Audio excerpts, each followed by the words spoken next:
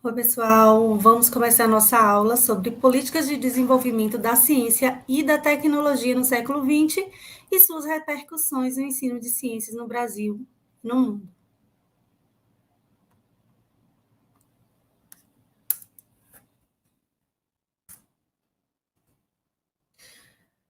Primeiro, a gente vai localizar a disciplina escolar ciências, né, que é a disciplina do currículo das escolas, onde é trabalhada a disciplina ciências de uma maneira mais generalizada, principalmente no início do século XX, de uma forma mais integrada. Era a disciplina escolar ciências. Ela foi se desenvolvendo no decorrer do século XX de maneira paulatina e conforme diversos movimentos históricos que foram ocorrendo, principalmente decorrentes das primeiras duas grandes guerras mundiais, da Guerra Fria, e também no movimento de urbanização e de modernização da sociedade brasileira. Vamos localizar nessa aula diversos movimentos de reformas curriculares que aconteceram em outros países, como Estados Unidos e Inglaterra, que influenciaram no nosso currículo de ciências que temos aqui no Brasil. A professora doutora Sandra Celes, da Universidade Federal Fluminense, pesquisadora sobre a disciplina escolar ciências, ela afirma que no Brasil, nós tivemos movimentos de iniciativa de reforma, não propriamente movimentos de reforma como em outros países, porque não foram do mesmo porte. O século XX pode ser considerado um século de políticas de modernização da sociedade brasileira. No início desse século, nós tínhamos a maioria da população analfabeta, não tínhamos muito saneamento básico no nosso país, e no decorrer desse século, a partir das guerras, nós tivemos estímulo ao desenvolvimento científico e tecnológico. Um dos acontecimentos que foram muito importantes para o desenvolvimento da disciplina escolar ciências foi a criação do Instituto Brasileiro de Educação, Ciência e Cultura, o IBEC. Ele foi criado com políticas importantes para a formação de professores de ciências, ações para divulgar a ciência no país, divulgar o ensino de ciências nas escolas e produzir materiais didáticos e pedagógicos. Mas vamos localizar a educação brasileira no início do século XX para poder entender melhor sobre a nossa disciplina ciências. Primeiro, o índice de analfabetismo no Brasil, em 1920, foi apontado como de 80%, ou seja, quase todos os brasileiros eram analfabetos.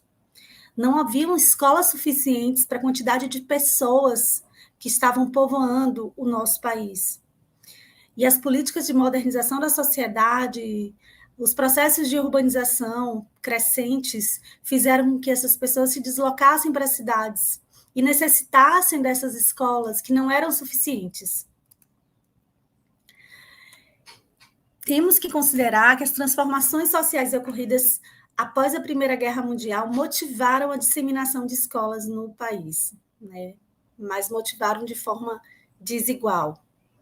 Nós podemos perceber que havia uma verdadeira luta de classes, divisão de classes entre os católicos e os liberais. Enquanto que os católicos defendiam a escola privada para as elites, os liberais defendiam a escola pública e democrática para o povo brasileiro, de forma geral. Para a autora Romanelli, o grupo chefiado pelos católicos viam na interferência do Estado um perigo de monopólio e na laicidade, ou seja, a escola não ligada à religião, e coeducação, né, educação para meninos e meninas, uma afronta aos princípios da educação católica. No âmbito de movimentos reformadores, nós temos a Associação Brasileira de Educação, a ABE, que foi criada pelos defensores das ideias da Escola Nova, os educadores que defendiam ideias liberais de escolas democráticas, universais, públicas, que se organizaram e que desejavam a criação de uma nova escola, não mais pautada nas ideias tradicionais de ensino expositivo, de ensino elitista, mas sim uma escola que valorizasse a participação ativa do estudante no processo de ensino e aprendizagem. No Rio de Janeiro, nós temos essa criação dessa escola, né? Em 1924, essa ABE e esses defensores das ideias da Escola Nova tinham como objetivo conscientizar as pessoas da necessidade de reformar a educação no Brasil, né? E por isso eles fizeram um manifesto em 1932, que ficou conhecido como Manifesto dos Pioneiros da Escola Nova. Os pioneiros da Escola Nova, eles discutiam a lei de diretrizes e bases no Brasil, né? Propunham metodologias de ensino mais ativas, né? E a necessidade de modificar o currículo no nosso país.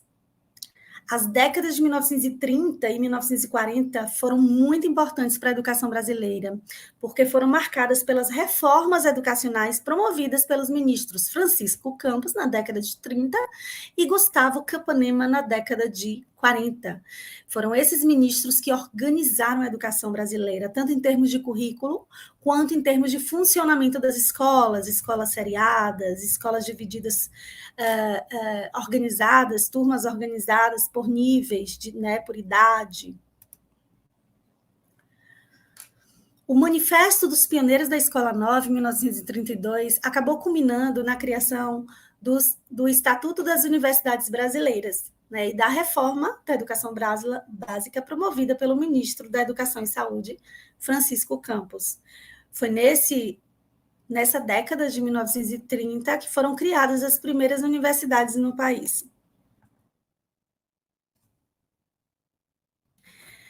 Essas reformas na educação básica e também nas universidades, o que é que trouxeram de modificações para a nossa educação brasileira? Nas escolas foi criado o currículo por série, organizado por série, como nós temos hoje. A frequência deveria ser obrigatória, os estudantes tinham que frequentar as aulas, né? E o ensino era organizado em um ciclo fundamental de 5 anos, onde o estudante ia aprender conhecimentos básicos, e um ciclo complementar de 2 anos, que poderia ajudá-lo a se organizar, por exemplo, para o ingresso na universidade. E, além do ingresso em série posterior, ter como pré-requisito a habilitação em série anterior, né? Então, os estudantes eles tinham que ser aprovados para poder estar mudando de ciclo e fazer exames de aprovação.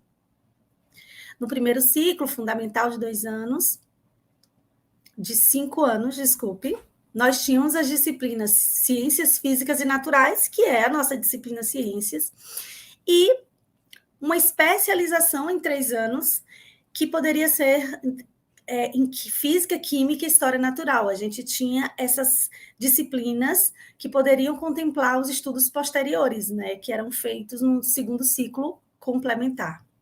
As primeiras universidades no Brasil foram feitas com base no Estatuto das Universidades. A Universidade de São Paulo, que teve como reitor Fernando de Azevedo, em 1934, a Universidade do Distrito Federal, a UDF, no Rio de Janeiro, com Anísio Teixeira, em 1935, a Universidade do Brasil, que se tornou a Universidade do Brasil, né, posteriormente, né, lá nessa universidade nós tínhamos a Faculdade Nacional de Filosofia, né, e a formação de professores. Nós tínhamos sessões, cada área era trabalhada em sessões de ensino, e tínhamos a seção especial de didática. Então, o estudante ele fazia um bacharelado de 3 anos, né, dentro da seção, na área em que ele gostaria de estudar, e fazia mais 1 ano na seção de didática, que lhe licenciaria a ser professor, né? Então, esse ano, fazendo disciplinas de didática, poderia estar habilitando ele, né, nessa época. A gente chama esse movimento, essa ideia de esquema 3+1, 3 anos de bacharelado mais 1 ano de didática, que é um esquema que nós sabemos hoje que é considerado inadequado, porque ele não considera as inter-relações teoria-prática, né, a ligação entre as diferentes áreas de conhecimento.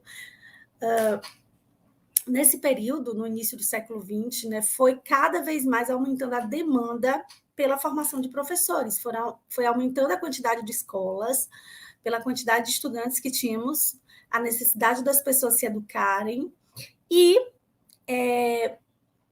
houve, né, um decreto, o Decreto-Lei 1190 de 1939, que estabeleceu o prazo de 1º de janeiro de 1943 para que todos os professores adquirissem diploma de licenciatura na disciplina ministrada. Vocês acham que foi possível? Não foi possível. Nós não tínhamos curso de formação suficiente de professores, apesar de haver, nessa época, o curso normal, que foi instituído no Brasil no século anterior, né, no século XIX, mas na primeira metade do século XIX, mas não era suficiente, e com esse decreto os professores tinham que adquirir diploma de licenciatura. Mas nós não tínhamos universidade suficiente para todos, né? Assim como hoje nós tínhamos pessoas que moravam mais em capitais, né? Tinham mais acesso a essas universidades, e pessoas que moravam no interior e que não tinham acesso. E por isso surgiu a licenciatura de primeiro ciclo, né? Uma proposta de licenciatura mais curta, né? De menor duração, em que nós tínhamos essa possibilidade das pessoas no interior, de forma parcelada, fazer seus estudos na capital. Esse surgimento da licenciatura de primeiro ciclo, ele esteve intimamente atrelado ao movimento de renovação do ensino de ciências no país, né? Como a gente vem falando, que foi se desenrolando no decorrer do século XX. Analisando a política nacional, nós vimos que o nosso país foi muito influenciado por reformas no currículo de ciências e matemática que houveram nos Estados Unidos e também na Europa, principalmente, tá? Por que surgiram esses movimentos de reforma, né? Primeiro, após as duas grandes guerras, com a vitória dos Estados Unidos, nós temos uma verdadeira guerra fria traçada entre os Estados Unidos e a União Soviética. Os Estados Unidos se sentindo, né, o país mais poderoso do mundo, enquanto que a União Soviética lutava por esse poderio, né, disseminando ideias socialistas. Nós temos, em 6 de outubro de 1957, a ação da União Soviética lançando o primeiro satélite artificial no espaço, né, demonstrando poderio em termos de conquista do espaço, o satélite Sputnik.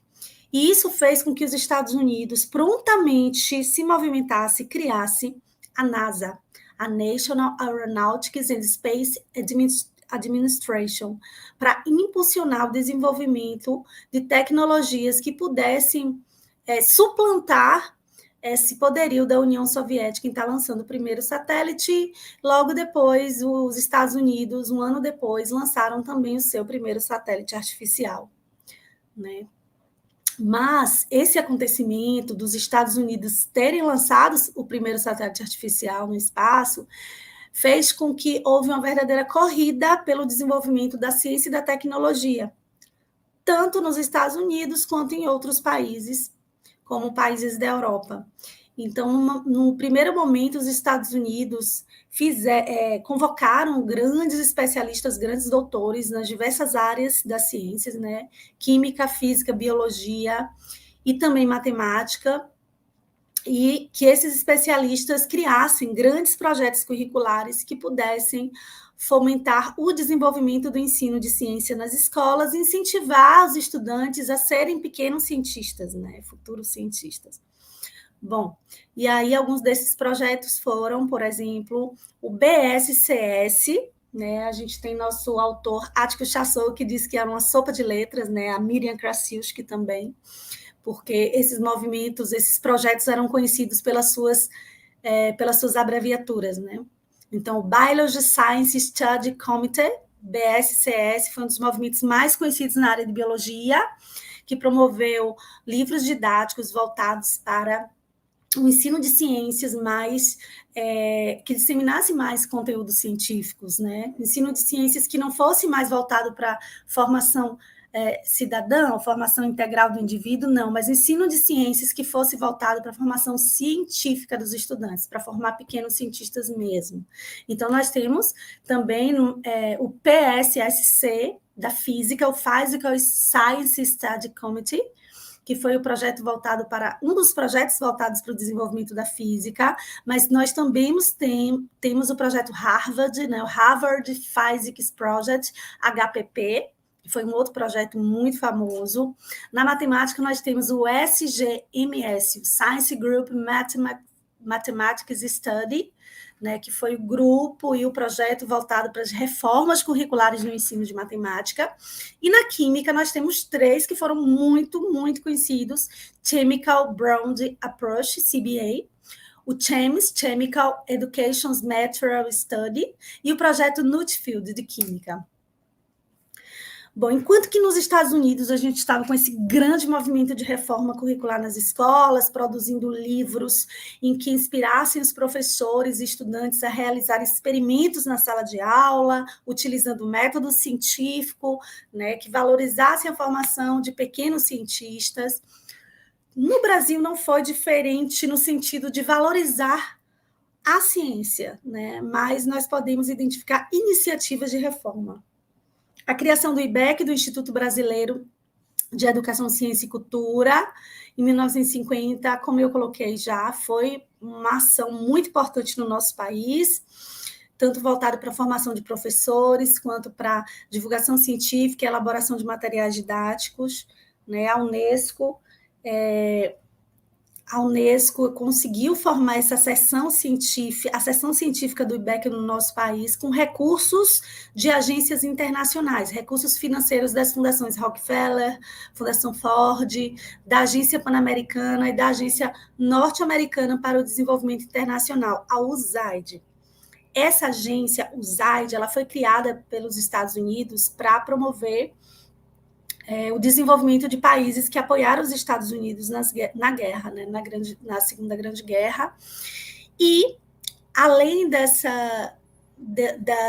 incentivo do ensino de ciências através do IBEC, a gente vai ver outras ações que foram influenciadas pelo financiamento da USAID aqui no nosso país, como, por exemplo, um programa de desenvolvimento da educação do ensino básico na década de 70, que foi assim, bem famoso.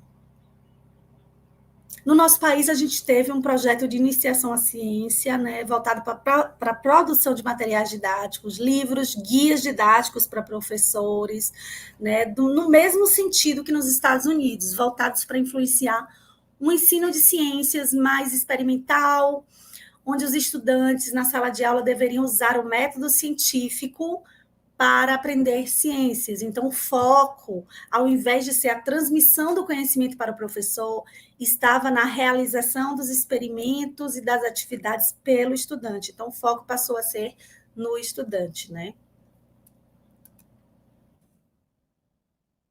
De acordo com Aires e Seles, a perspectiva inicial do movimento brasileiro de atualizar os conhecimentos ensinados na escola secundária, considerados muito defasados, passou nas décadas seguintes a incorporar plenamente os objetivos do movimento internacional, ou seja, levar os alunos a vivenciarem o processo de investigação científica por meio da prática do método científico, porque nós sabemos que na escola os estudantes não praticam, né, a ciência não se constrói nas escolas nós temos iniciação científica, a ciência se constrói no âmbito das comunidades científicas, né?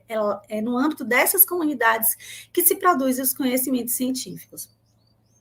Bom, continuando essa citação, a produção de materiais didáticos com essa ênfase era considerada a maneira mais eficiente de alterar o comportamento dos professores, fazendo com que as atividades experimentais e principalmente o método da redescoberta, entre outras atividades, se tornassem uma realidade nas escolas. O método da redescoberta, ele foi influenciado pelos liberais, né, pelos defensores do movimento da Escola Nova, os escolanovistas, justamente para que as escolas pudessem parar com essa tendência de ensino mais tradicional, né, mais voltada para a memorização do conteúdo, transmissão do conhecimento pelo professor, de considerar que o estudante é uma tábula rasa, que não tem conhecimentos, né? Dentro do método da redescoberta, a ideia é que os estudantes, na sala de aula, usando o método científico, deveriam redescobrir o conhecimento, né? Então, havia uma participação ativa do estudante no processo de busca, né, pelo conhecimento. Nós temos, na década de 70, né, a criação da Lei de Diretrizes e Bases Brasileira, a LDB, número 4024, onde houve a inclusão da disciplina ciências, não mais ciências físicas e biológicas, né, mas a disciplina nem ciências naturais, disciplina ciências no currículo, né, no ginásio, para a qual a licenciatura em ciências biológicas já não dava conta da formação docente, porque a disciplina, enquanto que a disciplina biologia era unicamente voltada para o ensino de conteúdos biológicos, a disciplina ciências era uma disciplina mais integrada, que ela buscava, e até hoje, né, ainda busca integrar conhecimentos não só da biologia, mas também na química, na física. Nós temos, em 1965, a criação, então, do curso de licenciatura de primeiro ciclo, né? Eu já coloquei para vocês, já existia a licenciatura, essa licenciatura parcelada, né? Essa licenciatura curta, mas esse foi um novo tipo de curso de licenciatura curta, porque ele tinha uma carga horária muito menor, né? Então, era uma outra versão de cursos de licenciatura curta, que rompeu com a vinculação entre a licenciatura plena e o bacharelado. Mas um movimento muito importante na década de 60 foi a criação dos centros de ciências no Brasil, que eram locais onde ocorria cursos de formação de professores, produção de material didático. Então, a gente tem localizado em grandes capitais brasileiras esses centros de ciências e também a realização de feiras de ciências em todo o país, né? Nessa década, havia promoção de cursos de capacitação pelo programa denominado CADES, a Campanha de Aperfeiçoamento do Ensino Secundário, onde aqueles professores, em que aqueles professores que tinham a formação a nível de bacharelado pudessem participar de cursos que lhes licenciasse temporariamente para ser professores. Com a Lei 5540 de 1968, houve a reforma das universidades no país. Foi quando, no âmbito do regime militar, foram criadas a divisão das universidades em departamentos, né, a separação de institutos específicos e faculdades de educação, e também, poucos anos depois, a criação da LDB, né, da Lei de Reforma da Educação Básica, a 5692 de 1971, é a reforma da educação básica. Então, a educação secundária passou a ser profissionalizante, teve um papel de destaque muito grande para o livro didático, estudo dirigido, a disciplina ciências foi ampliada, mas, em contraponto, né, houve muito mais um movimento de incentivo à profissionalização do que à formação científica. Inclusive, a agência que eu falei para vocês, a agência USAID, né, dos Estados Unidos, que incentivava e tentava ajudar o nosso país a se reerguer, né, fez o acordo com o Ministério da Educação, criou, né, o Ministério da Educação criou o PREMEN, em 1972, que é o Programa de Expansão do Ensino, e o PREMEN promoveu uma capacitação, uma licenciatura curta, né, regulada pela resolução CFE 3074, para capacitar os docentes não só em ciências, mas em ciências e matemática. No âmbito do país, no decorrer da segunda metade do século, a gente passou por um período muito grande de recessão econômica, na década de 80, né, com desemprego, muitos estudantes dentro de salas de aula superlotadas, escassez de recursos na escola, pouca valorização dos professores, né, má remuneração. Ao mesmo tempo, com a industrialização e o desenvolvimento das tecnologias digitais, a gente teve incentivo de uso dessas novas tecnologias desafios nas escolas, houve a contestação das metodologias ativas, o MEC ainda criou um subprograma de educação para a ciência, pela CAPES, para tentar promover o desenvolvimento científico e tecnológico do país, né, o PAD-CT, em 1983, para estimular, né, a formação de professores, estimular pesquisas, né, melhorar o ensino de ciências e matemática. Mas, nesse período, né, a gente ainda estava com um processo assim, bem complicado na educação do nosso país, sobre os projetos curriculares que foram incentivados no nosso país, aquelas sopas de letrinhas, né, com influência dos Estados Unidos. A gente pode dizer que os livros que foram promovidos aqui no Brasil com base nesses projetos foram traduzidos, né, os livros dos Estados Unidos, mas havia muita falha, porque as adaptações na tradução não eram muito legais, né? Então tínhamos experimentos com neve que os estudantes do nosso país não conseguiam reproduzir, né? Havia uma ênfase também na aprendizagem por redescoberta, como eu já coloquei, né? Do estudante redescobrir o conhecimento na escola, e hoje a gente sabe que o estudante ele não produz conhecimento científico, né? Dá para fazer uma iniciação científica para ele, né, na sala de aula, mas não dá para a gente produzir conhecimento científico na sala de aula, nem formar pequenos cientistas, né? Então havia uma mitificação também do método científico, né, de achar que só existia um método científico e era esse que tinha que ser utilizado em todas as escolas, por conta das influências dos filósofos da ciência que foram disseminando suas ideias no decorrer do século XX. Nós sabemos que não existe somente um método científico, mas existem várias comunidades científicas que usam métodos diversos, de acordo com seus objetos de estudo. Então, nesse período, com essas sopas de letrinhas, né, com esses projetos internacionais, houve a difusão de uma concepção empirista da ciência, né, de que o conhecimento científico está pronto na natureza, e usando o método científico a gente vai lá e coleta esse conhecimento, e isso não é verdade, né? As verdades na ciência, elas não são prontas. Hoje a gente sabe que essas verdades, elas são produzidas, né? A gente tem a queda do Muro de Berlim, em 1989, que, né, marcou o fim da Guerra Fria. Então, a Guerra Fria durou muitos anos, né? Então, os Estados Unidos influenciaram durante muitos anos o ensino de ciência do nosso país. Finalmente, a gente tem nossa última LDB, Lei de Diretrizes e Bases, a 9394, de 1996, que foi uma LDB mais democrática, que estipulou o fim das licenciaturas curtas. Então, as pessoas que tinham somente licenciatura curta, elas tinham que fazer uma complementação.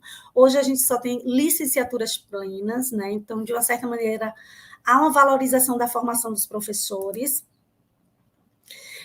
Após 1998, 1999, 2000, houve o surgimento dos parâmetros curriculares nacionais, que trouxeram orientações muito interessantes para promover um ensino de ciências mais contextualizado, interdisciplinar e crítico. E hoje nós temos a nossa Base Nacional Comum Curricular, nossa BNCC, que traz o currículo nacional, né, que deve ser trabalhado em todas as escolas no Brasil. E assim a gente finaliza a nossa aula e continuaremos nossas discussões em outras aulas falando sobre essas questões das relações entre ciência e ensino de ciência, sobre a BNCC, entre outras temáticas. Um beijo para vocês, foi muito bom estar aqui e a gente se vê mais para frente. Até mais!